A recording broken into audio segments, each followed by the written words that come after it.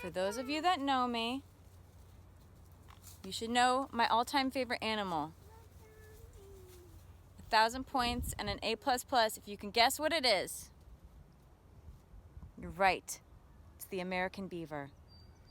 I'm here with my assistant Gus and River and Scarlett, and we have found some evidence we want to show you. This tree has been entirely chewed down by beavers. Looks like a beaver chewed these wood. Yeah.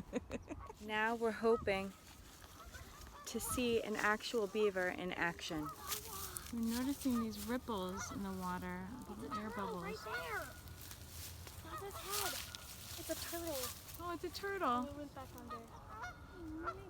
Not a beaver. Thanks a lot, turtle, for not being a beaver. But I saw some. Hey, you got a problem with turtles?